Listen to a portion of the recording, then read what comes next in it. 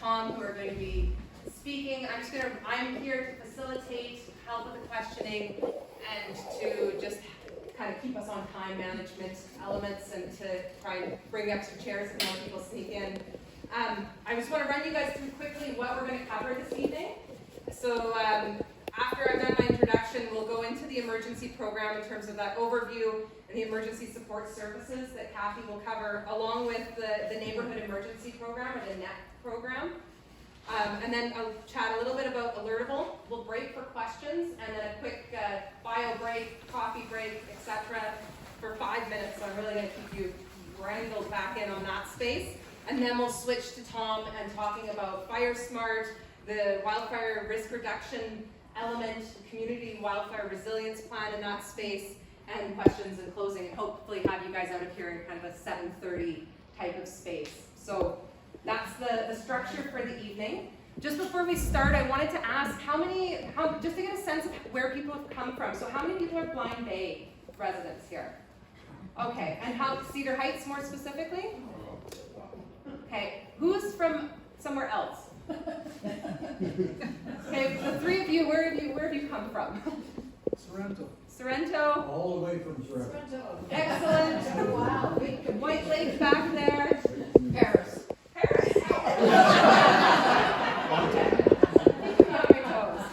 There we go. That's your answer for who you've got in the room. So I'm going to hand it over to Kathy here, and just as an introduction to Kathy, she's from Tappan, born and raised.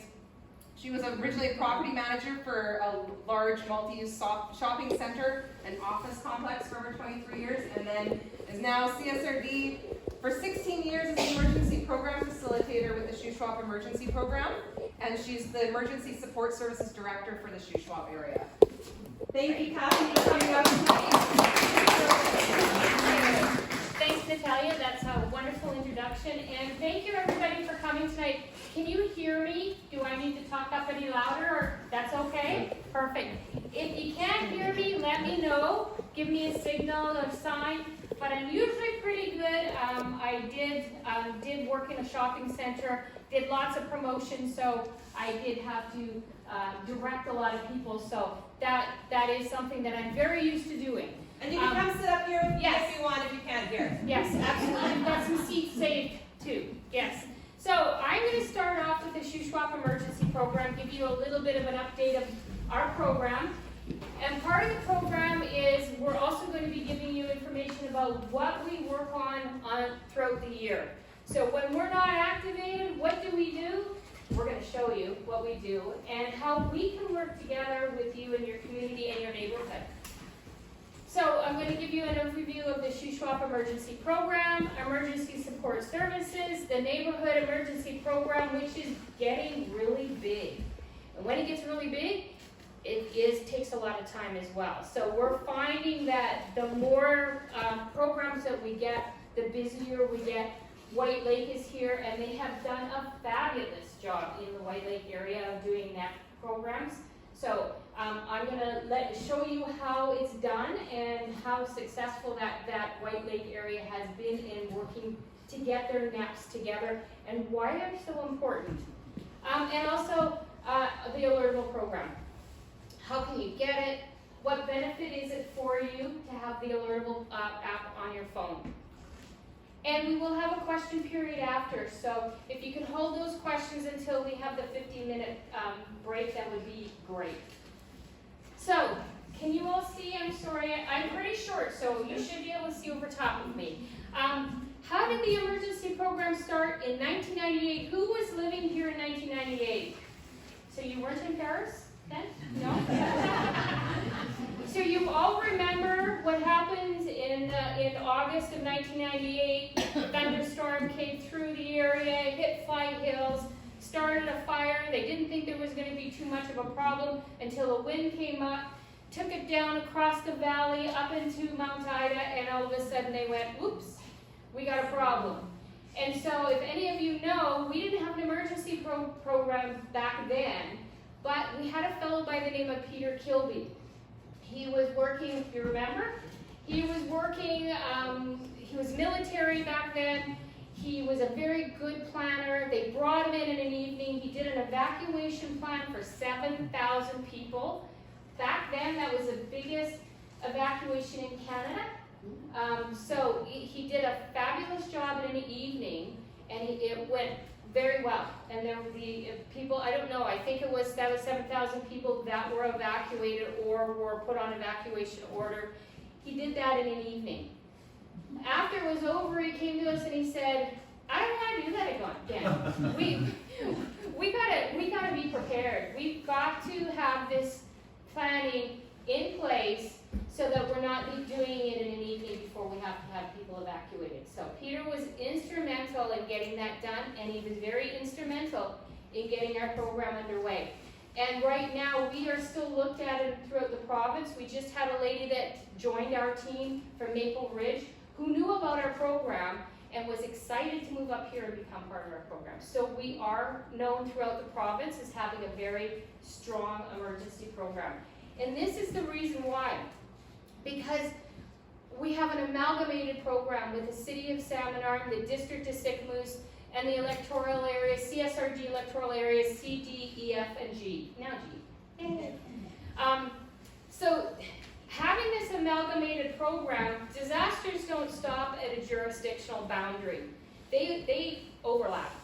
So having our amalgamated program has made our program stronger, and is now being looked at in other regional districts saying, yeah, that's a great idea. And I think you'll see that other regional districts will take up this concept as well. So that's our coverage area. We go from Seymour Arm all the way over to Three Valley Gap, down to Falkland, over to the Squilax-Engelmont Bridge, and back up through North Shuswap. What do? Emergency management. We focus on mitigation, preparedness, response, and recovery. Mitigation being something fairly new by the province that has just been added in. It used to be just preparedness, response, and recovery. We do preparedness and response very well. Recovery still is difficult. And the reason why recovery is difficult is because we don't have a lot of funding. We get funding for responding to an event, but we don't get much funding as far as recovery is concerned. And you can see that with Lytton, they're still trying to recover. And it was a huge, large event, I know, but recovery is so slow and so costly. So, preparedness. We do have lots of help as far as preparedness is concerned, and I've brought a lot of our brochures. You are welcome to help yourself to all the brochures that we have there. Preparedness for personal preparedness is our first focus, is our primary focus. Making sure that you and your family are prepared. And I'm not going to go through this list. There is so much information on the websites. So take a look at that. But one of the things that I do want to point out that during every evacuation that I've noted that is coming more apparent is the province is wanting you to take a look and know your own insurance coverage. They're really starting to focus on that. You will notice in your insurance coverage that you have a mass evacuation clause in there. Take a look at that and find out how you're covered. Because if it's for an extended period of time, in 2021, we had people coming to our reception center that didn't know that their insurance coverage and their coverage for mass evacuation starts the day of the event.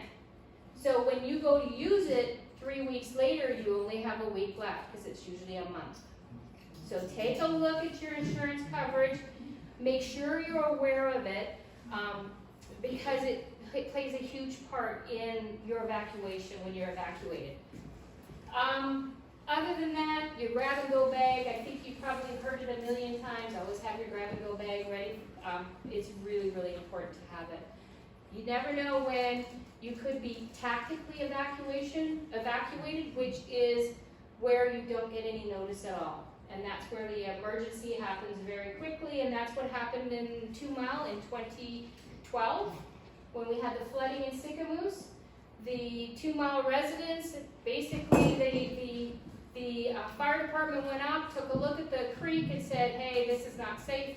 Went down and tactically evacuated everybody down the creek. And they had no time at all.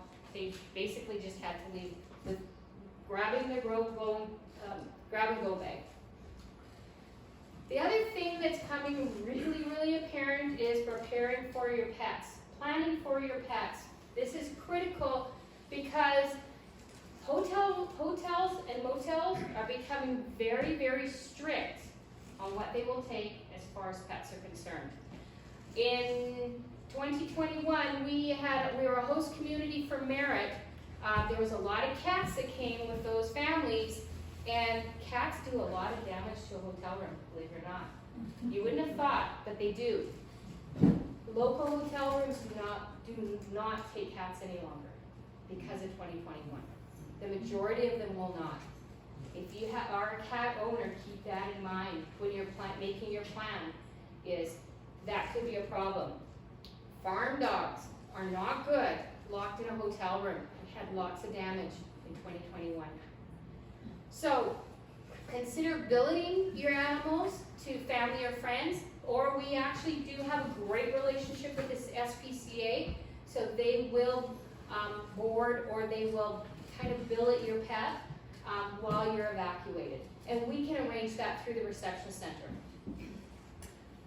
And make sure again you have food, litter, cat box. So prepared, once you're prepared, what's the next thing that we look at is response. When we're activated, we want to make sure that we have those plans in place, just like Mr. Kilby did. He did the evacuation planning. We have multiple plans that we have in place right now. Communication plans, evacuation route planning. We have just the regular, how do we activate an emergency operations center? And an emergency operations center is opened and houses key players, key people that are trained for emergency management, and also for agencies, for those people that have have specialties, like we have RCMP in our EOC, we have BC wildfire representatives in our EOC. Those agencies come in and take a seat in the EOC, and what they do is they provide us with valuable information and insight from their agency as we strategize with the emergency. An EOC, Emergency Operations Center, does not take over command of the site. We support the people that are at site. So when we get information back from site that they need something, we give it to our logistics people and they source it out. The one other thing that we do, or we provide coordination and support to responding agencies. Communication always seems to be the thing that breaks down in an emergency. I hear it every time we do a debrief from an event. Communication is so critical. We have really strengthened the communications within the CSRD with the addition of a communications coordinator. I've been with the program for 16 years. We've scrambled every time with communication. Now we have a lady by the name of Tracy Hughes that does a fabulous job. She focuses on that for us so we can focus our attention on other things. She does an extremely good job, and we're very happy to have her part of our EOC. We also are responsible for doing orders and coordinating evacuations. So evacuation alerts and evacuation orders, and also the rescinding of evacuations. Moving on to emergency support services. So emergency support services, we are the people that help people that are evacuated. Now, the CSRD is legislated. Actually, the Shuswap Emergency Program at any local authority is legislated through the Emergency Program Act to provide food, clothing, and accommodations to people that are displaced due to a disaster or emergency. So it is legislated that we have to do that. So how we do it, there's different ways, different programs provide it. They can contract that out to the Red Cross, or they develop a program where they have volunteers that are trained to be able to provide that. We have a trained group of volunteers that are extremely good at what they do. We have 70 volunteers, one of the biggest contingents of ESS volunteers throughout the province. So we're right up there with the Kamloops and the Kelownas. So we're quite proud of our volunteers, and they're very well trained. They provide short-term assistance. Now, I say short-term assistance because typically that's what we provide. But if you take a look at 2021, it was not 3 days. People were out for months. We helped Merritt for a month, from November 15th to December 15th. We helped those evacuees during that time. So typically it's short term when it's a house fire. We provide 3 days service, 3 days of those services. That gives them the ability to be able to sort things out, get a hold of their insurance provider, and be able to work through the different stages they have to go through for recovering. The program is administered through the CSRD, so myself and Tom, we work at the CSRD office, but the province actually provides us, for emergency support services, provides the structure and the training. So if you get trained for ESS here locally, you can go up to Prince George and they have the exact same training. It's all standardized. Our team again is over 70 volunteers. Just got a new volunteer today from Maple Ridge, so that's wonderful. What happened in 2017? We had over 35,000 evacuees throughout the province. That's a lot of people for volunteers to be able to help with food, clothing, and lodging. It's a lot of logistics. So, and it was all manually done. So a piece of paper, it would have been at least 15 to 20 pieces of paper that you have to do for every family to get them what they need, and you multiply that by 35,000 people, that's a lot of paperwork. And there was a lot of problems with payment for suppliers as well. So you have to understand, those suppliers that help us out, they don't get paid right away. They have to wait until the province can weed through that paperwork, and then they send the payment out. So it failed. It didn't work. And there was a report that was done by, it was called the Abbott-Chapman report. If you want to Google that, take a look. It gave over 100 recommendations, and one of them was to modernize the ESS process. And so that's what the province has been doing since that time.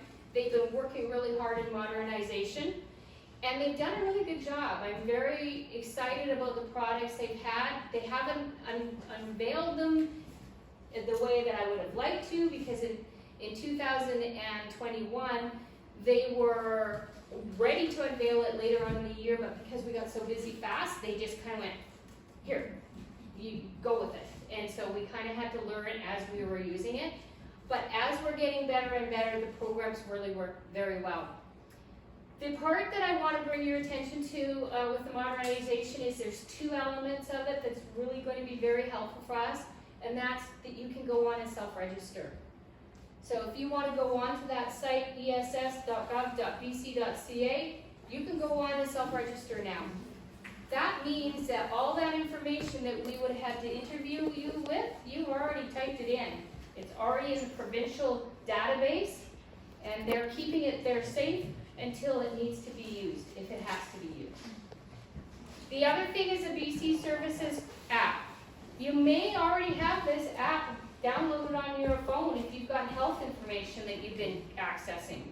If you do, scroll down further and it'll tell you how you can sign up for emergency support services. We turned to the NEP coordinators in Swansea Point and said, we've got a few people from search and rescue that can come out there. Can you show them or take them around to make sure we don't miss anybody? And that's what they did. And there were a lot of homes, or not a lot, there were a few homes that would have been missed if it wasn't for that coordinator knowing her community and getting those alerts out to everybody that they needed to get them out. That's a way of us connecting with the NEP coordinator who knows their community and being able to help our EOC. We've developed a development guide, so we actually help you through the whole process. We've got some examples on the table. You're welcome to look through that. We guide you through that process but what we look to you for is being able to go out to your community and being able to share the information, to get a team together, to gather information, develop your net the way you want it developed and how it makes sense for your community.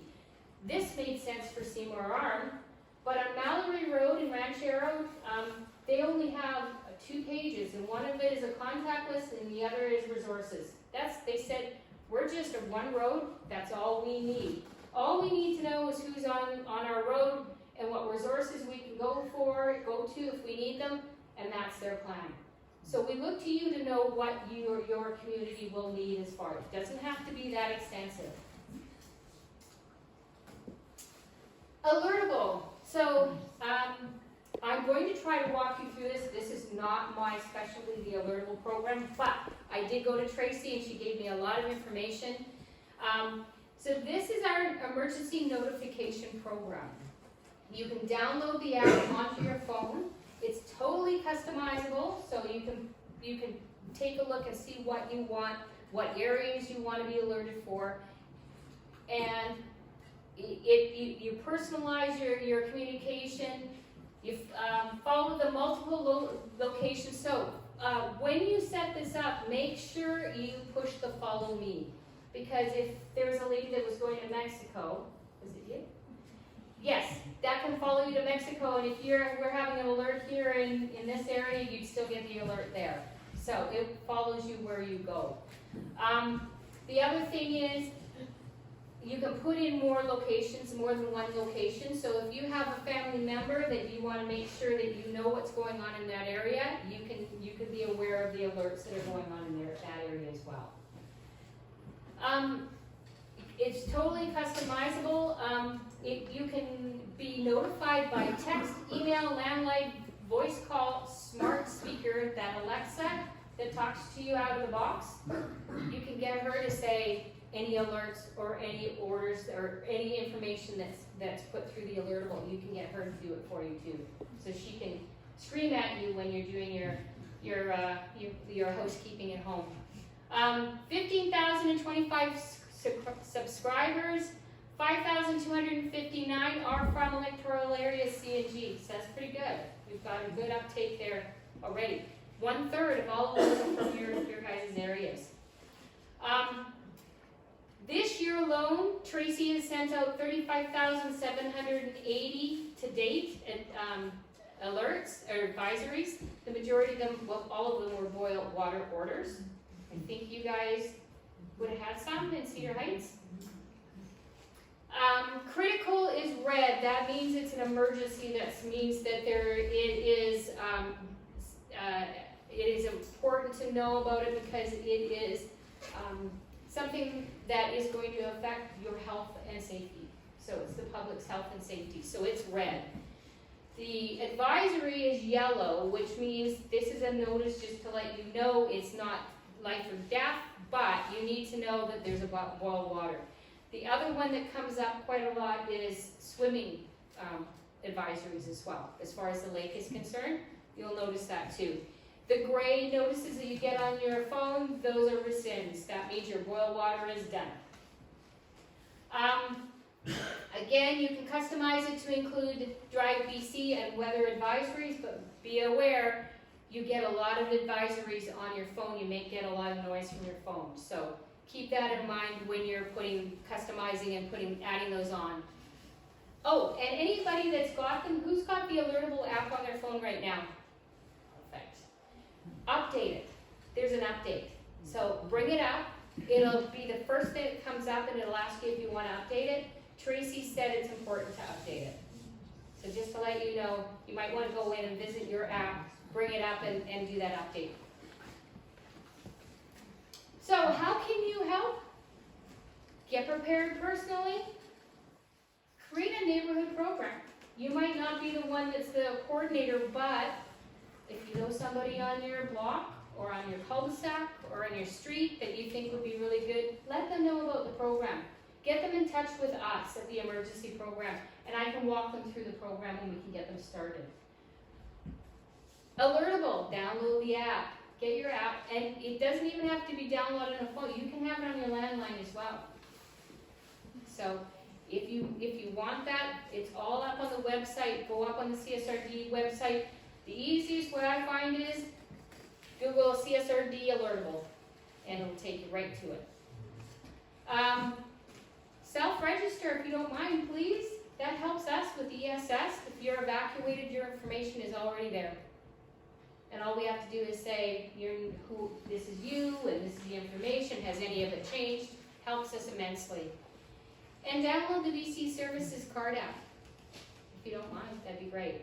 If you don't have protection, like a password, or voice recognition, or a thumbprint, unfortunately, that app you can't download on your phone. You have to have some sort of protection on your cell phone. So we just found that out a week ago.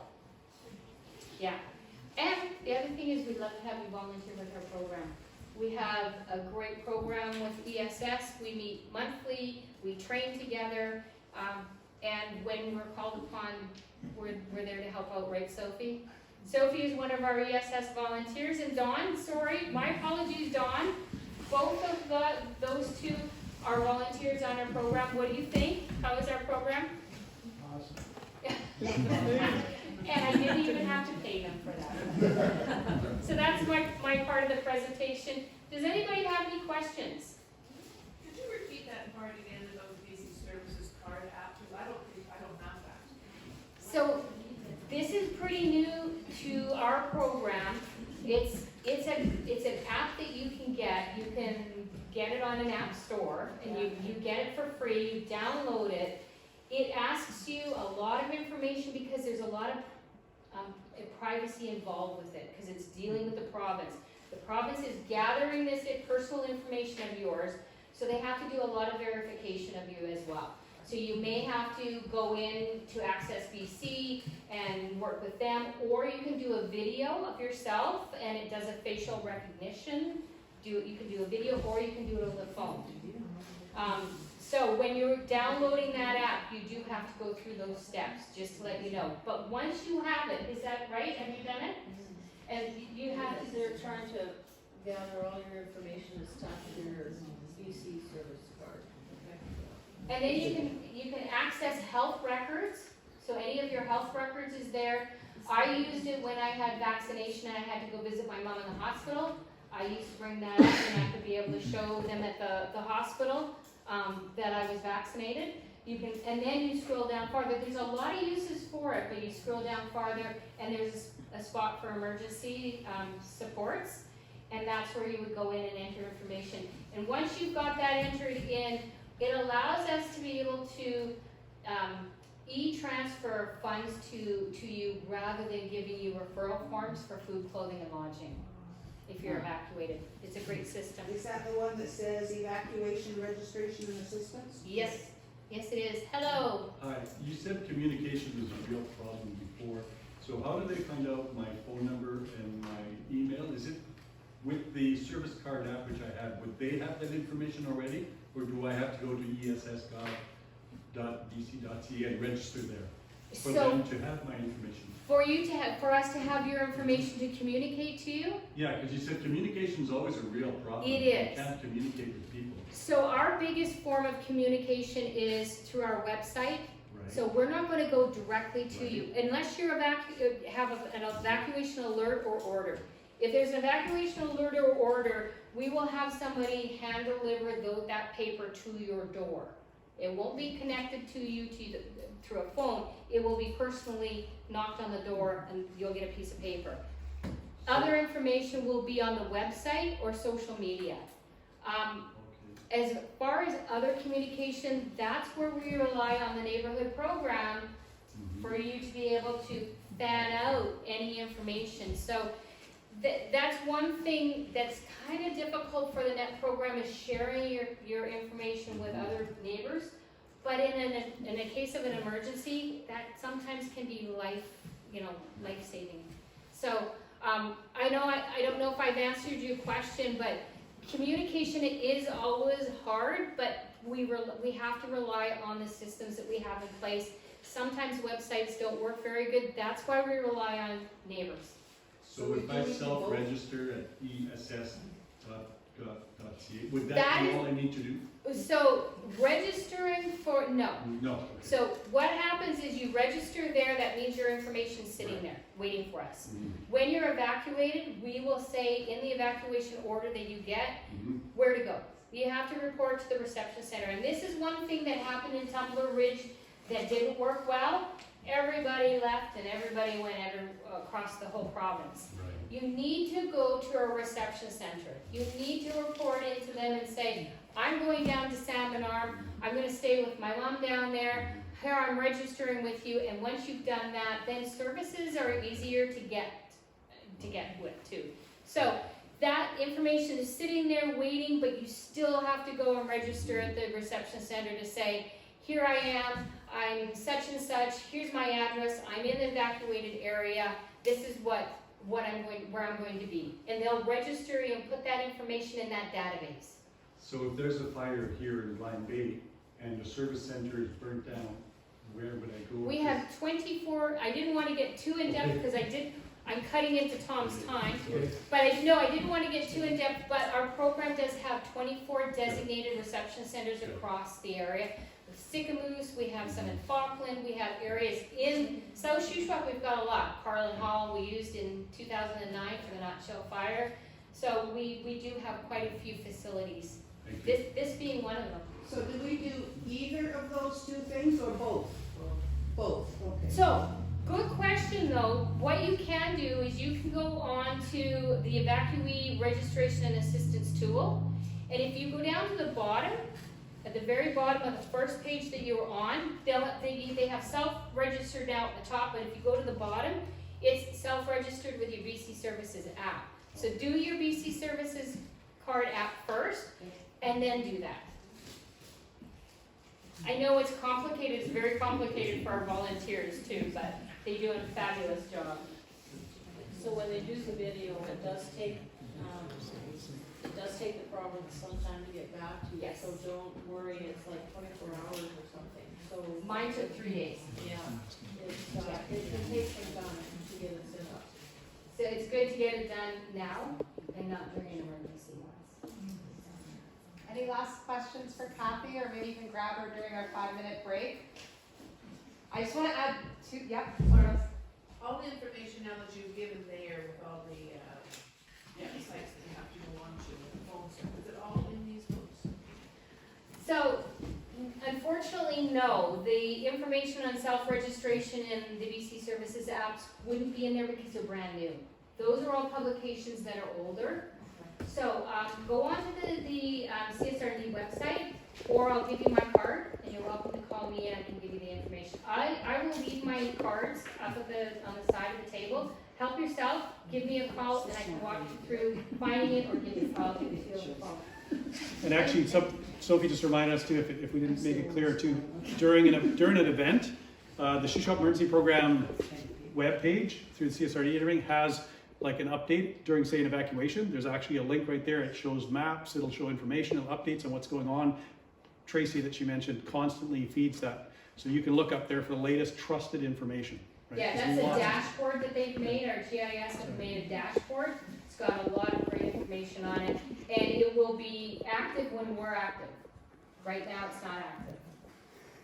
And I just want to add two additional context to some of her space. The Alertable app, the boil water advisory, you saw it up there. I had a number of people reaching out asking whether it had been rescinded or not. So that's on the Alertable app. You can see that. The other space, today I got an advisory that the air quality is going to be decreasing. So additional rationale for why we should just have it as good practice. The other space, Kathy has really talked about the NET program. She showed the slide and she talked about all the other communities that have such great NET programs. I want to challenge Blind Bay and Cedar Heights to that space of considering whether you guys are just a road that want to come together, whether you want to come together as the whole Cedar Heights community. Take that leadership opportunity and come to that space of having this conversation. People in Sorrento, same, that this is like, we are in a space where we are going to be faced with some type of emergency in the future. Let's be as prepared as possible. So just want to bring that home tonight and talk to your neighbors about this as well. If you guys are maybe 50 people here, there's another 5,000 of us out there in Area G, so let's spread the word in that context as well about all of this, including the next phase. So I'm going to break us for 5 minutes, talk to Kathy, grab information, grab coffee, 5 minutes though, so I'm going to keep us on track here.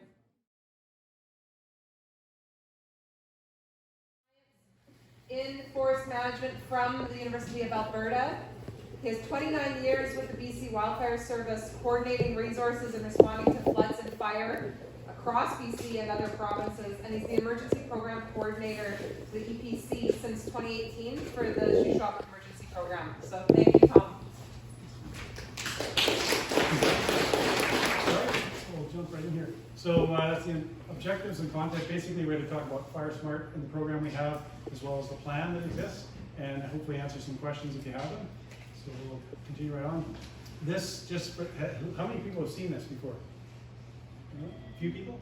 So this is sort of basically our hazard, risk, and vulnerability analysis matrix. It's something the emergency program uses to kind of prioritize where we spend our time and energy trying to prevent or prepare for emergencies. And so a lot of stuff Kathy talked about, this kind of directs it. So it was done a few years ago. It's still valid today in terms of where different hazards that happen in our area rank as far as the likelihood of them occurring and the severity. And you can see wildfires are one of the, it's right at the top right corner. It's the most sort of destructive, most common. We get wildfires all the time. Every year we expect them. And so it's where we spend also a lot of our time and energy trying to prepare for and deal with. And you can see some of the other ones close by there. We have had flooding, structural fires happen quite often and can be quite severe. Some infestations, landslides, and other things. So you can kind of see roughly how it works. And so that's how most emergency programs operate. They do an analysis, they come up with sort of the list of hazards, what the highest likelihood and priorities are, and then try to expend the time and energy working on those things that are the most prevalent, cause the most harm to humans. And so, and animals in this case as well. So in this area, that's just a quick breakdown, and it's pretty similar in a lot of areas that a lot of the wildfire history is like 25% and then 75% human caused in recent history. Vegetation landscape in this area, you guys live here, you know what it's like. There's lots of coniferous vegetation that's very flammable. The fire departments will tell you, call it green gasoline there. When it's dry and it gets lit up, it burns really hot and very intense. So a lot of that's all around the Shuswap area, and so it's good to know if you're not aware of that. That's one of the major hazards around structures.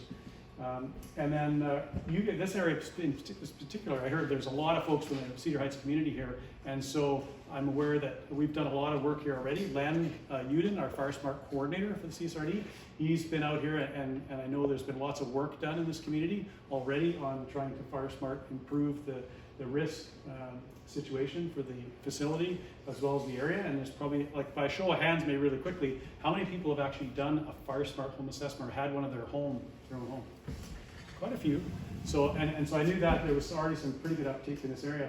And then pre-planning and preparation, is a big part of this for all these emergencies, specifically to wildfires, because it is one of our higher hazards.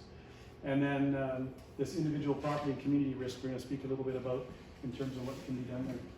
So some of this might be a review for those of you that had this presentation before, but just as a refresher, and for those that haven't heard this before, what is the WUI, or the Wildland Urban Interface? So anywhere where structures and the forest kind of mix, but when you think about it from a fire perspective, the one challenge that a lot of people have is they sort of see this situation where houses amongst the forest, that's what they think about interface, or right up against the forest. And then they see, well, if I live here in the middle of a community like Blind Bay, it's the forest is way out there and it's around us, even though there might be some shrubbery and a few trees here, they don't consider themselves in the wildland urban interface. The problem with that is that the predominant research over all the disasters that have happened due to wildfires, most of the structures ignite because of embers. So just because you live here doesn't mean you're safe, because if a fire burns out in the forest, it's been shown that those embers can be thrown for kilometers. And in some cases, like 20 to 30 kilometers away, there's been even cases, but typically 2 kilometers is where we worry the most, but it can go much farther than that depending on the fire situation. So you really have to make sure you focus on your house, your structure, your area, to make sure that it's not going to catch fire by embers landing on it. So that's why it's so critical to have FireSmart assessment done if you haven't already.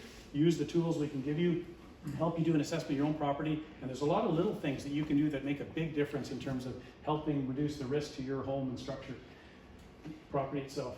So again, 90% of damage to homes from wildfires comes from embers. And that's the really big message that most people aren't aware of, I think I'd say generally in the public. They all think about this wall of flames that the media loves to portray, a big wall of flames coming down, marching across the landscape, eating stuff up. That's not how it works. Fire spreads by embers. It throws it miles in advance. They land on things that are flammable, they ignite, and spontaneously you can have hundreds of structures igniting all at the same time. And we'll go into why that's a problem. So this is one of the best resources that's been used a lot since it occurred in Fort McMurray fire. And at this time, one of the largest disasters here when it came to like homes burned, destroyed because of a wildfire, and the amount of damages lost and everything that happened here. And it's some great footage that was captured in this dash cam video. This is actually on YouTube as well, if you ever want to go back and look at Fort McMurray fire YouTube video, and you'll find there's a whole bunch of different, like this is fire 2 of 6 of the dash cam video. But it's a really good video that'll show you exactly what's going on here. So I'm gonna see if I can just get this to start. There it goes. Just have a look at it. And this is during an evacuation. So this is another thing that Kathy talked a little bit about during evacuations and the planning we do. One thing that's typical in a lot of these places is when you get a big evacuation going on, nobody's going anywhere in a hurry. There's bottlenecks, there's people waiting, so it's good to get out as soon as you can if you get an alert. Be prepared, and if you can leave early, it's a good thing to leave early, because otherwise you get stuck in a situation like this where you're not going anywhere, the roads are blocked, there's intersections, there's people trying to direct traffic, there's emergency response vehicles going back and forth. But what you notice in this video is there's a massive fire here, high intensity, but there's still people. There's a guy on a bike. At the moment, he's doing just fine, right? He's not being affected very much. And you see people lined up trying to, they're fairly orderly right now. And so that distance between that massive fire, that intense fire in these buildings, none of these buildings are igniting, if you notice right now, right? They're not being affected. The heat that's coming off that isn't enough to ignite any of these structures here or anything right now. So it's not this wall of flames, it's actually going to take this out. It's the embers that are going to be transported out. And you'll start to see on the back of this truck, this tonneau cover and everything, you'll start to see sparks that are going to land on here in a bit. As the wind changes, the fire behavior moves this way. And you'll pay attention. You see emergency vehicles, they're coming by, they're going down roads, they're looking for things. They're not really looking at this right now, they're running through the neighborhood through various priorities. Here it's a little closer to the road, so it's going to get a little uncomfortable for the fellow on the bike here in a minute. Because one thing you find, like exposed skin obviously, is a little bit difficult when you're close to a really intense fire like this. And so it's not that he's burning yet, but he's just not comfortable. He's like, he's getting too hot. He's getting out of here now. And something else you'll notice is a really intense fire like this, it doesn't last very long. This goes up and flares up and drops quickly. But pay attention over here. There's coniferous vegetation. It starts to ignite over here. That's embers. So it's not radiant heat from this, it's embers that have landed in coniferous vegetation, anything flammable around these structures. This structure is still not ignited, right? This fire isn't enough to ignite the structure. But the embers that landed in this flammable substance next to the structure is now creating a problem. See these fire engines? They're not stopping to look at this. They've got other higher priorities they're rushing to right now. So there's another one. So these houses would have been just fine with this fire here had it not been for the embers landing in a flammable bush that now is flaring up like gasoline here, and then the wind blows it right up against here into the window. What happens when the window gets hit, and it's not a thermal pane window or anything, it's going to crack that window. Now it's inside the house. It's on the roof. If there's anything flammable, now that house is gone. Had that not been there, that house might have survived, because the radiant heat, also notice the flames, they've dropped down now. Really intense fires consume fuel very quickly, and then they drop. The intensity is only for a few minutes, literally a few minutes. So that radiant heat isn't enough to ignite those big structures. So that's the real take-home message here, is that think about embers. Don't think about the big wall of flame that you think is what you got to worry about. It's these embers. So when you look at your own home and your property, look at what's around your home that's flammable. If it can ignite by embers landing on it, then you have to think about what you're going to do about that beforehand, not when the fire's already here, but while you have lots of time, when there's no pressure. All of it. How many here do yard work? I know I do. I spend a ton of time doing yard work every year. Well, most of the stuff you can do is actually just yard work. It's not that hard. And it's little things like cleaning your gutters out, It's looking at things like your roof material, making sure there's, and in some cases, you know, asphalt shingle is actually rated to survive a lot of these things as long as it's in good shape, as long as it's not all damaged and embers can get in. But, you know, removing flammable stuff from your carport and around your house, trying to keep it clean and neat so there's not a lot of things to ignite, that will make the biggest difference. And if you do that kind of stuff, you can reduce the risk to your home in a huge way. Like it reduces that risk immensely when a fire happens like this and starts throwing embers on your property or your home. And then there's a few things we recommend even, you know, when it comes right down. We know that we're not all gonna keep all our stuff, say, off our deck all the time, but if you know there's a wildfire in the area and you've done most of your cleanup already, then there's the other little things we always recommend are things like your patio furniture, thing that you might have out, but if you have to evacuate and it's flammable patio furniture, put it inside, locked out of the way, or get it away from your home where it's not gonna ignite and cause a structure fire to your home. So there's some really easy things you can do. So that lack of pre-planning leads to fire department efforts being overwhelmed. So there's no jurisdiction that has enough response apparatus in a really large disaster that can deal with hundreds and hundreds of homes igniting all at the same time. And that's what in reality happens during a large disaster, is those ember storms come in and rain down on every property in that huge area, and they all ignite at once. You're overwhelmed immediately. There's not enough resources to go around. Not only that, but the water infrastructure and stuff isn't enough to deal with every structure fire. Most small departments, 1 or 2 structure fires, they're tapped out. They now need to get mutual aid from other departments. So that's why it's so important for you guys to do that work up front on your own properties.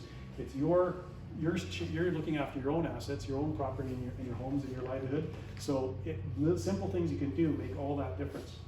So more fire control isn't the answer. It's this FireSmart work, this pre-work, preparedness and mitigation. So this is a bit of an example of just what they call the home ignition zone. And this has evolved a little bit as well. Some of you that might have seen this in the past might notice there's some changes to some of the zone names and distances here. Initially, there was a lot of focus, even not that long ago, there was a lot more focus provincially even on doing landscape level mitigation, where they're out doing cleaning in the forest all around communities and stuff, but not as much focus on the structures. That changed after things like Fort McMurray and other disasters that have happened more recently, and more research that was done. So the emphasis now is much more on the structure, the actual home and structure, and the first 1.5 and then out to 10 meters around it. If you can actually reduce the flammability of that area, you've increased your chance, and you have more than about a 90% chance that structure is now going to survive instead of being lost, just by doing that cleanup work around your home and structure. So this is where the emphasis is now, is spending more time around here, because it's also doable. That's the other thing. It's like, you can imagine how difficult it is and how much money and time and constant maintenance it takes to basically sterilize the entire forest all around communities. And because embers travel for that many kilometers, think about that. Is that really feasible even in areas, right? And if all it takes is a fire to throw embers over that break you've done and then land on flammable material in your home's still gone. So this is the answer, and why people are focusing more on this is that each individual can do a little bit of work to protect their own property, and then that saves responders when there's house fires and other structures they have to respond to, or those anomalies where they might be able to take care of. Whereas if they're overwhelmed by hundreds of structures that are ignited because nobody did anything to protect their own structure, everybody loses, right? So that's the key. That's a real key message to tonight. And so many simple things make little things make a big difference here. And that's where the FireSmart program is available.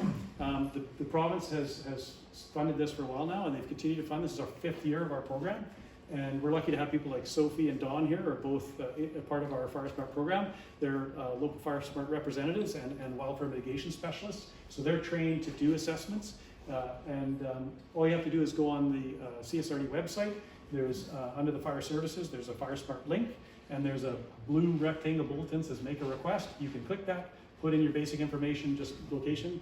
Our FireSmart coordinator will get back to you guys through an LFR or something. They can arrange a time that's convenient for you. They'll come out, they'll do a walk around with you, look at your house, fill out some forms, say, either your house looks great, you're doing well, or here's a few priorities items that we recommend you work on. You don't have to do them all at once, but they're pretty simple, easy things to do. They can rank them and tell you what's the highest priority, and then you plug away at those things, and you will substantially reduce your risk to wildfire after that. And there's even some incentives in the form of rebates for those that are interested. If you actually do the recommended items and your house is assessed initially as a moderate or higher risk for wildfire, then the province, as part of the funding they give us, allowed us to have a rebate program, and that will actually kick in up to $500 towards work that you've done. So the way it works is if you put in like the double, it's 50% of the value you put into the work. So they give you that list, you accomplish a bunch of those things. If the equivalent dollar value of your sweat equity, they actually assign a value, like it's in the high 20s now, I think it is, $28 an hour or something, roughly, that they will pay you. So you track that and say, okay, you and the LFR agree that it's going to take you a couple hours to do this, a couple hours to do that, clean the gutters, do some trimming, clean up the yard work here and there. That's all eligible stuff. Then you do that work, and if you do it in a timely manner and get back to them in that same year promptly, before the money runs out, because there's only so much money in the rebate program, then they can say, right, you've done all that, you're eligible for rebate, they could submit that, and you get up to $500 back if you've done that work. So lots of reasons to do it. Even if you don't get that rebate, I myself have done work around my property. I continue to do that every year. It's worth it, because even if I don't have a rebate, it's, you know, money in the bank, saving your home. And we always try to emphasize with people, there are some people out there that go, oh, don't worry about it, if my home burns down, I got insurance, it's not a big deal. But remember what Kathy said? Lytton, they're still not back in their homes. It's years. Sometimes, Fort McMurray was the same. There's so many people, they just never moved home. They left, they didn't go back to Fort McMurray. You don't want to go through insurance. Any of you who've gone through the insurance process, even for flooding, it is not fun. You're out of your home, you've got lots of expenses, it is the biggest pain. You don't want to rely on insurance. So it's good to have, but it's not the answer. It's better to be prepared and avoid it in the first place. So that really is the key, is do that mitigation yourself, protect your home and your property. And we have the resources, so that's the other part of it here is you know, we have resources through the grant program. Look on our website. There's lots of information on the FireSmart program. You know, get to know who your fire department members are, your LFRs in your area. Have a request. Make a request. Get us to have a look at your property. If you're just not comfortable with that, there is the guide we can make available. It's actually online as well. You can go through it yourself even, and you can go through the steps and assess your property. But I really, really highly recommend that. And then neighbors and communities working together. You guys know, just like the NET program topic, you know people are in your neighborhood that might be more vulnerable. They don't have the physical ability. They may be you know, struggling to make ends meet. They don't have the resources. They need help. So that's where it's really key. If people like that need help, you as a community can help them. Help your neighbors clean up their yard. You know, on weekends, neighbors get together in a cul-de-sac, whatever, help get rid of some of the debris. We're lucky in the CSRD, we have free disposal of organic waste at landfills and things. So that's a really big thing. We've also even increased the program this year to have extra days where people can drop off FireSmart material that they've, you know, collected organic debris, so that we can help people get rid of stuff if they need to. So lots of resources there. Again, identification of these risk items doesn't make it mandatory to you. It's your home, it's your property. We can't tell you what to do. You can assume some risk if that's your choice, but we'll point out what the high risk items are again, and it's up to you to action them. And I hope you do, because it really does make a big difference in terms of your risk if a wildfire occurs. And then we're going to continue this community awareness and education program just to get the word out. So tell your neighbors, tell your friends, like spread the word and try to get that out there with as many people as you can. Get them to look up the site, try to educate them, point them to that video in Fort McMurray. All that helps us get the message out and helps sort of, you know, build our resilience and hopefully avoid a disaster in this area. Yeah, so this is then just some more information. We mentioned the Community Wildfire Resiliency Plan. And so for those who don't know what that is, not long ago, there used to be, again, an emphasis, like I said, on landscape level stuff called the Community Wildfire Protection Plan. And that was early on, in the early days, the plans were all about landscaping and fuel reduction and that kind of thing in the Crown Mountain areas and surrounding areas. After that analysis and the focus became more on fire smarting homes and things, they changed the name to resiliency plans. They incorporated a lot more of the fire smart aspects into these plans and not just the fuels management. And so we now have been working through the grants with contractors and ourselves to build these plans for every electoral area. And this year is our last year. We'll be finished every electoral area this year by the end of the year.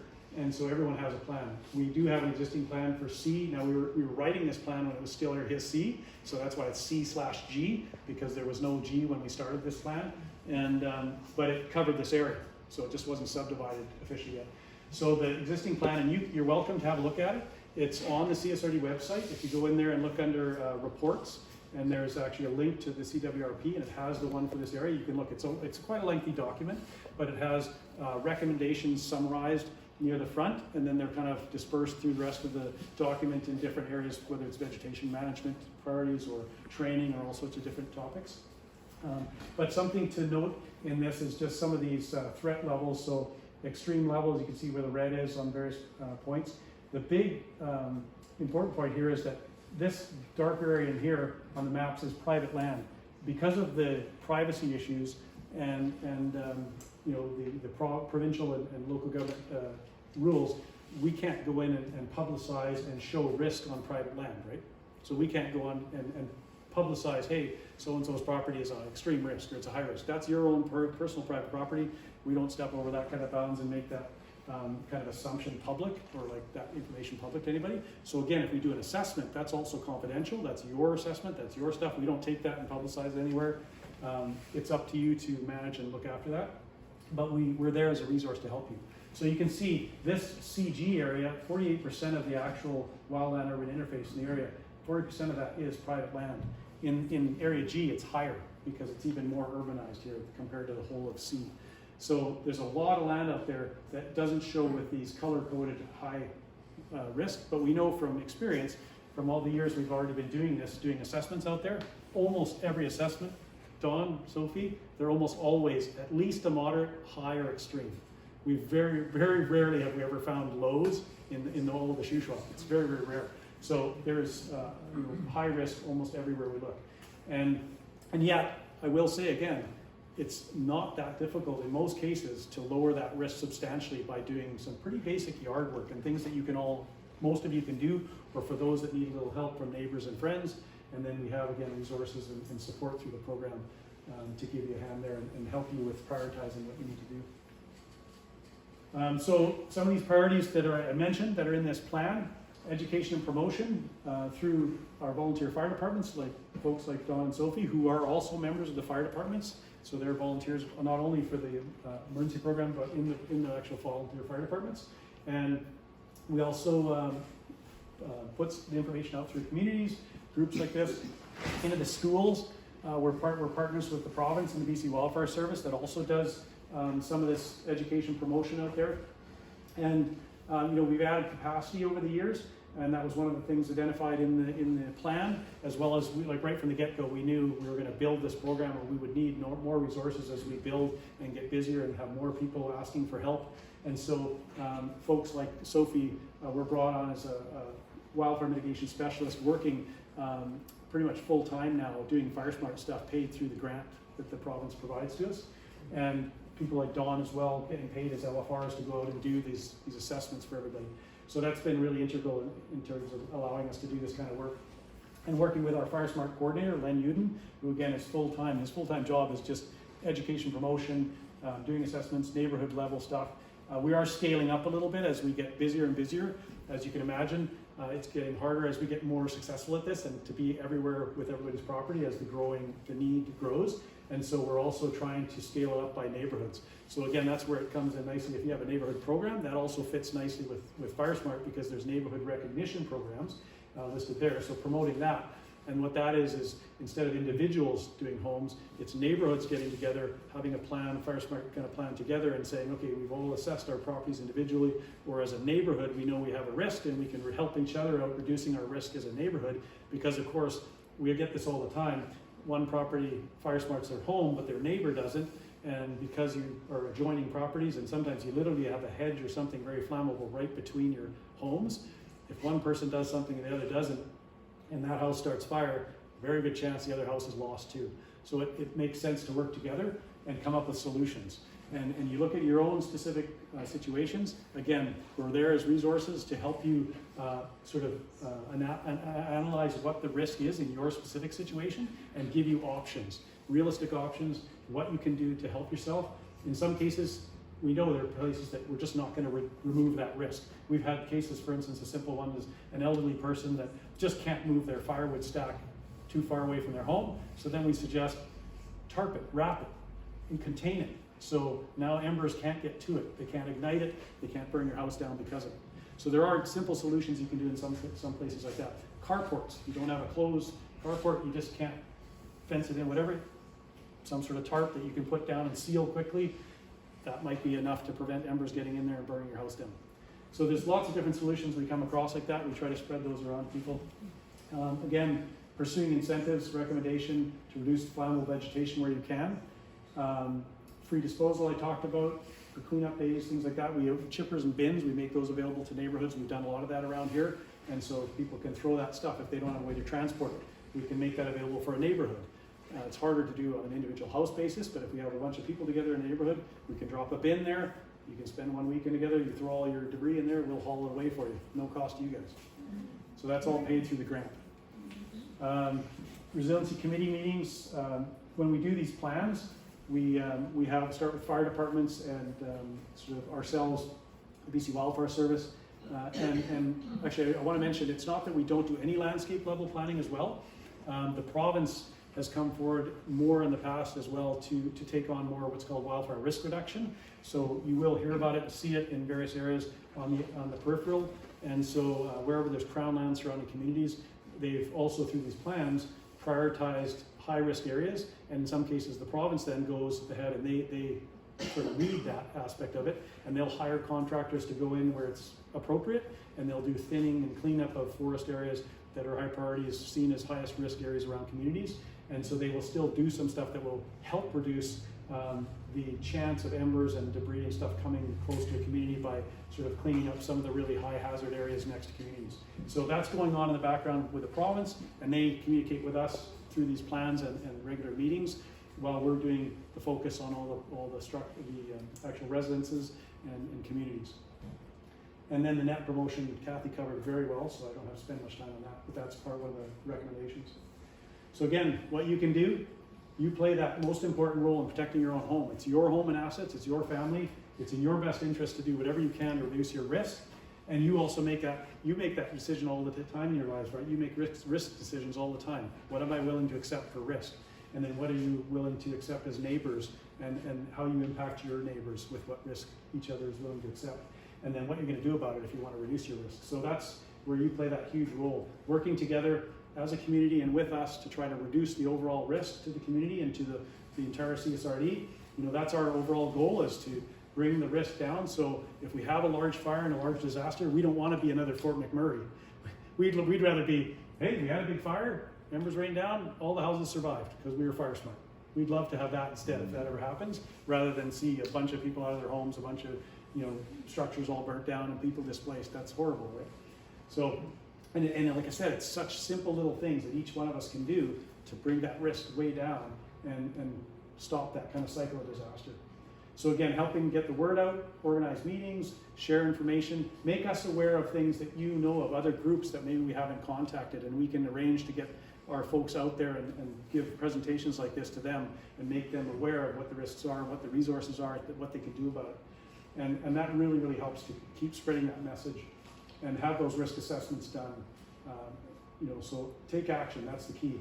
And I actually have sign-up sheets back at the table there. So if you haven't already signed up, I really encourage you to put your name down there right now and sign up for a free assessment. We'll get that organized through the FireSmart coordinator and folks like Sophie and Dawn, and they can get out there and at least give you that first assessment. Now you know what your risks are in your specific situation and what you can do about it, and those easy steps. That starts you down the path, and I really encourage you to take action. The sooner you take action, the better. It's once the smoke's in the air and the fire's already started, it's often too late to do some of the stuff. You can do last minute things, but really it's getting too late. You want to do it now when it's just yard work, no stress, you can make the decisions, you can work away at things. And even sometimes we find properties that may be a little more involved, but you know what? It's baby steps, it's bite-sized pieces. You do one thing this year, you do one thing in the fall, you do one thing next year. Pretty soon your place is quite FireSmart, and now you've reduced your risk. And then it's just a little bit of maintenance each year, and you're way ahead of the game. So again, really important to take action now. Any questions? Yeah. put a sprinkler on top of my house over the last couple of years. Yep. But it begs the question, have the CSRD looked at their water resources for the area? Yes. And are they sufficient resources, say if the power goes out and our pump stations aren't working anymore? That's an incredibly good question. I'm so happy you brought it up because we've talked about this lots. And the answer is almost no water system that exists is capable of dealing with a disaster scenario where everyone turns on their water at the same time. They will not supply the amount of water you need. And so that's why we always tell people, because we get this question a lot, and sprinklers are good, but they're not the first step. So the first step, what we call sprinklers is kind of like step C or D. So the first thing you need to do is assess your property, reduce the risk as much as you can, doing fire smarting your property first. You do all those things first. Sprinklers come after. They're like an extra step. If you have a home that's fire smarted and then a sprinkler protection on top as a backup, you're doing quite well. If you start with sprinklers and don't fire smart your home, your home can still burn down. There's cases where people have put water on there, but because of all those reasons, like you said, the hydro gets cut off, the pump station doesn't work, there's no backup, the generator, there's problem with the infrastructure, or the water supply, everyone's turning it on, the water pressure is not enough, no sprinkler working in that case, your house is gone. And that's happened in real life scenarios. So don't rely on the sprinkler situation. And the only thing I would say is, so I would emphasize for sure, deal with the fire smarting. Don't just put the sprinklers on and think that's the only way to do it. I do encourage you, if you do have the option, and you can put sprinklers on as well, they're a good thing. But the best case scenario is if you had an independent water source, independent pump and system that can be turned on and or turned on by fire departments. And what we're doing is we're really trying to help the response agencies as well. So you set them up for success. If you've done your fire smarting and risk reduction work and put a sprinkler on, then if your water source is out, they can at least come by and put a tank up, portable tank, throw a forestry pump in there, maybe supply a whole cul-de-sac. And we have structure protection units that the CSRD has invested in for about 7 type 1s. They're big semi-trailers and they'll do up to 50 homes or so. But that's it for the whole province. So in a year like 2021, when we had fires burning all over the place, we had 7 large fires alone just in the CSRD, in the CSRD area here. And there's just not enough resources. So those get tapped out really quickly. So again, don't rely on the first responders to be available. As you saw in that video, they were running right by homes that were little bushes on fire because they had much worse problems to deal with probably. And so yeah, doing that's great that you've got sprinklers up there, but really do the fire smart as well. Yeah. I'm in the new area in town. I've been here for years. Yeah. Lots of construction. There's 2 lots next to my house for sale. Yeah. Most people insure their house as soon as it's built, and then the following year they develop their backyards. I've seen it. Yeah. And they like privacy. Cedar hedge all the way around. An amber falls in that cedar hedge, burns your house down. Does that possibly nullify your insurance? Because the cedar heads weren't there when you... At the moment, I'm not aware of something that would nullify your insurance, but we've been told by insurance industry and through FireSmart that that's coming. Like that's the kind of stuff that the insurance companies are waking up and looking at. There's some insurance companies that are already connected to FireSmart, and it came from FireWise in the States as well, where they will give some reduction in rates if you FireSmart your home, for instance. And there's a program that's called the Home Partners Program that's also sort of a more in-depth look at your home and property, and by folks like Sophie who have taken the training as a wildfire mitigation specialist, and that is connected to insurance programs. So if you are sort of looking at that much detail and you want to potentially look at insurance kind of connotations, then you can get a Home Partners inspection done, and that one is actually approved by the insurance industry, but not all insurance carriers, just some right now. There's getting to be more jumping on board with that kind of thing. And again, we're being told by insurance industries and things that in the future you may not get insurance at all if you have flammable material like that around your home. So the message is coming down to us that take action now, start to reduce your risk, reduce those hazards and things, or eventually the insurance company will push you to either not giving you insurance at all, or the rates will be so extraordinarily high that you just won't be able to afford them. And so that is a coming, yeah. And I think this guy has next year. Is asphalt roof the best? I've heard that metal roof is not good. I wouldn't call it the best, but it's actually been shown to be, if it's, again, good repair, modern asphalt shingle roofs are actually resistant to embers, and in fact, they've actually done tests where they put like layers of debris, like duff and needles and things on top, lit them on fire, and it hasn't conducted through and started a fire to the house. But the key is, if you have an asphalt shingle roof, but you have gutters, and you get accumulation in the gutter, and you don't have flashing and protection there, it can still get under the roof there and then burn your house down anyway. So, but yeah, just by Metal's not the answer. metal is still rated high as a FireSmart roof. There's other materials, and Sophie, who's done the wildfire mitigation course, could talk to you after and probably tell you a lot more about some of the other materials they recommend. But asphalt shingle is rated. It is FireSmart, one of them options. I wouldn't say it's the best one. There's others out there that they recommend higher. There's different classes and ratings for roof material. But the key is to ask the question, if you're getting your roof replaced, for instance, and that's something else. It's one of the bigger things we spend money on a home, and we tell people, just because you have maybe an older roof, we know not everyone's going to run out tomorrow and do it, but when you are going to do it, when you have to do it eventually, think about FireSmart materials. Think about a FireSmart roof. So, but metal is considered FireSmart as long as it's done correctly, and it's not going to say if there was any way for embers still to get into the roof itself. Thank you. And then I think Cameron, who's next? Go ahead. If you want to FireSmart your property, but it's in the riparian zone, do you need to go and get a permit to do some of that work? Yeah, so you're talking about if it's not your own private property or you're in the riparian area, then you better investigate that. And that's why, again, we say focus on the house first. When we do an assessment, and what your priorities will be too is roof, gutters, down the walls, and then out. Don't start looking out at your riparian area first. Look at your home. Make sure your roof is not a problem. You don't have litter and debris. Look at your gutters. Make sure you're flashing your vents on your screen are screened properly, 3mm mesh or smaller, to keep embers from getting into your attic space and stuff. Kelowna was an example after the Okanagan Mountain Fire. There's some homes that withstood the initial onslaught. They were there for a couple days after. Suddenly they went up in flames. It was because embers got into the inside, into the attic space because of venting. And then work down your siding. Look at your windows, look at your gaps, everything that embers can get into. Look at places where leaves accumulate. That's where embers typically accumulate in windstorms as well, where the same place the leaves do. And look if there's anything simple as a doormat. Sometimes doormats have taken houses out because of those flammable doormats sitting right next to an entrance. That's the kind of stuff you want to focus on first. Then if you get to going to around the vegetation around your home, if you're going out so far as a riparian area, that would be a later stage after you've done the rest of the work, because by priority, that's the stuff that's going to take you out first. But yeah, you're right. There are legislations around riparian areas. You can't just go in and mow down vegetation around there. The good thing is in a lot of cases, riparian areas are also wet. They're wetlands and stuff, except for exceptional years. And so you want to have that assessed specifically when you get to that stage. What is the real risk from that area? If it's a ravine, a gully, your house is at the top of it, that kind of thing. And then what you can do to reduce your risk. If it's your own property, you can do a lot. If it's not your own property, then you need permission to go into that. But even on your own property within a riparian area, you should investigate and ask the question. You might have to talk to the forest ministry, like Forest and Lands, and you can get more information in terms of who to talk to, what permissions you might need to do in terms of doing fuel reduction within that riparian area. Because generally speaking, they won't allow you to go in and start messing around with water courses. It seems like you're aware. Well, not a water course, but the riparian setback. Yeah, which is usually 30 meters or so. It depends on the stream. And there's a lot of fuel there. Yeah, there can be, yeah. So, and again, it depends. Every situation is different. So I would get somebody to have a look at that specific situation that you're in and tell you what kind of hazard they think it is in your specific situation, and then what the priority is in terms of your specific property. Yeah.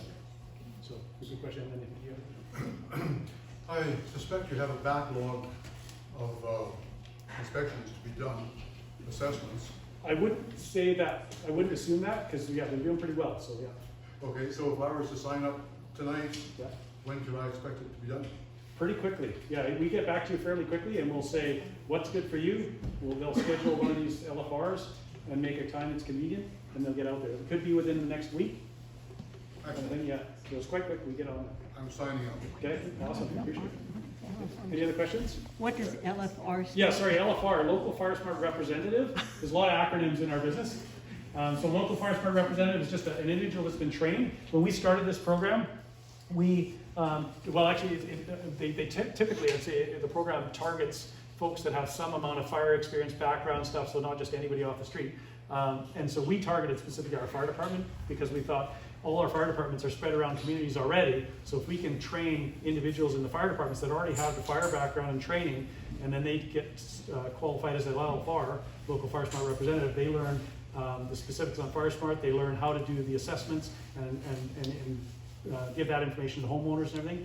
We thought that was a good thing. So that's where we focused our training initially, and we trained, we had about 43 people in the first course, spread amongst all the different fire departments.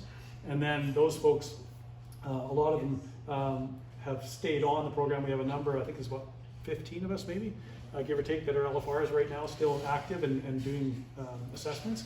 And then a couple that were trained to another level, to that wildfire mitigation specialist level, that got the home partners training that I talked about, that's tied right into insurance. So that's a more detailed assessment, goes into much more, it's just, let's say, OCD when it comes to doing inspection around your home. It picks out every little thing compared to the overall, the LFR basic assessment focuses more on the priorities and does the bigger picture, but it still hits a lot of the main points. It just won't go into the fine detail that the insurance industry requires. So, but good question. Any other? Yeah, on the topic of the collection of vegetation you were talking about. Yeah. So was that you guys that had the bin here like 3 years ago? Yeah. Okay, so how does that, can we like do that every Yeah, so year? all you have to do is make the request through the program. You could probably do it through that assessment request form as well, and just say we'd like to do that. Yeah. I think Len's number is up there. You can contact me through email if you have to. If you can't get through Len, but our FireSmart coordinator's email is just firesmart@csrd.bc.ca. And if you send a request in by community, and he'll arrange to have a bin delivered out there when it's convenient for you guys that you're going to do a cleanup day. You throw all that stuff in there and it's paid for to go back. So. Awesome. Any other questions? Awesome. Well, we can all hang around a little bit Yeah, afterwards absolutely. too, but if we can give both Tom and Kathy a big round of applause for this evening. And thank you. Thanks for coming out. Spread that message. Tell your neighbors. I do have one last little favour to ask from all of you, if possible. I happen to be also a volunteer first responder, and one thing that we try and encourage is people to get reflective, highly visible signs for your home numbers, so we can find your home as fast as possible. That would be great and really helpful for us to be and get to your house as fast as possible when you have a medical emergency. I think that actually shows up in our plan, the CWRP. That's house addressing is in there as well. That you can reach out to the South Shuswap First Responder. They have a Facebook page. Debbie's contact is probably on there to even get the those high-vis numbers, house numbers, if you so desire. And thanks to Natalia for organizing this, Yeah. and for Paul, the past Brian. rep, and everybody. Yeah. Yeah.